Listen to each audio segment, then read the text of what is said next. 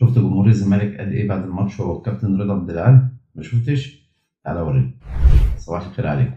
اولا كل سنه وانتم طيبين بمناسبه حلول شهر رمضان المبارك، اعاد الله عليكم باليمن والبركات. تاني حاجه، لو لسه ما تابعتنيش اعمل المتابعه. الفيديو ده انا جاي ارد على جمهور نادي الزمالك او بعض من جمهور نادي الزمالك كابتن رضا عبد العال.